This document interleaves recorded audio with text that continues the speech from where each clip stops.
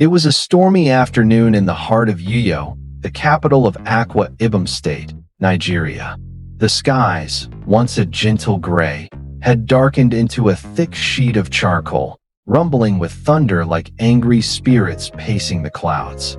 I was no more than 10 years old then, young, wild-hearted, and deeply in love with the rain. In Akwa Ibom, the rainy season is no joke.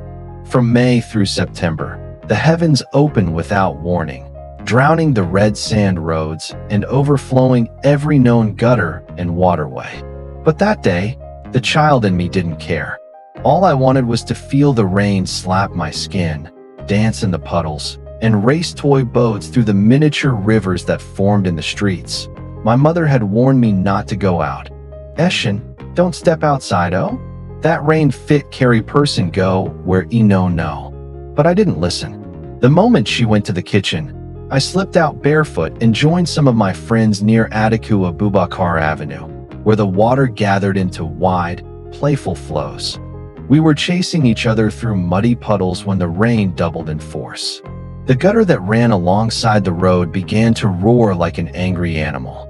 That gutter was deep, about 4 feet, usually dry, but during heavy rain, it became a violent current rushing toward the Akwa Ibom stream. It had no cover, just open concrete channels filled with raging brown water and debris. I was running after my friend Edom, who had just splashed me, when my foot slipped on the slick mud. Before I could scream, I tumbled sideways into the open gutter. Everything changed in a second. The water swallowed me. I remember the cold first, bitter, shocking cold that numbed my limbs. Then came the darkness and the overwhelming sound of rushing water.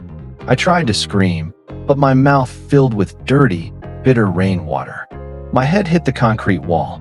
I felt something sharp, maybe a piece of metal, scratch across my leg. Panic took over. I thrashed. I struggled.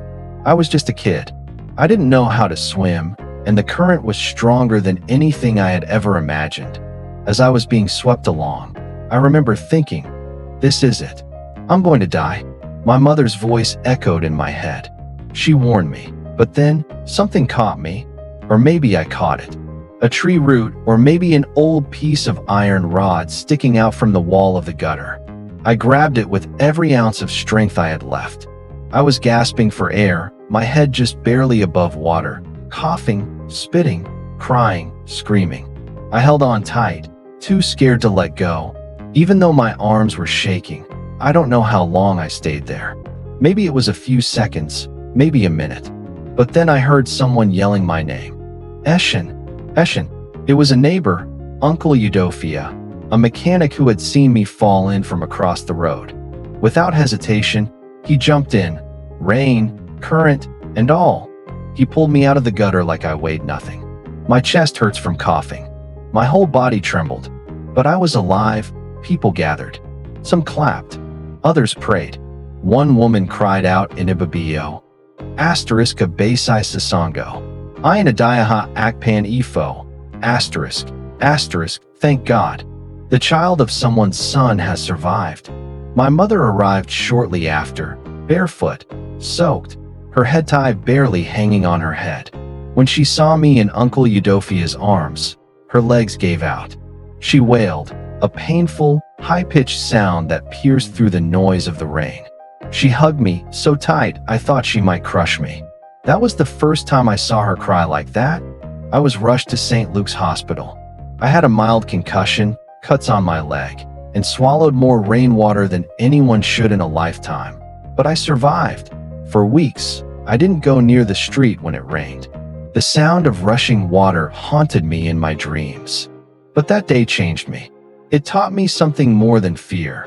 It taught me that life can change in seconds, and that the line between play and death is sometimes thinner than we think.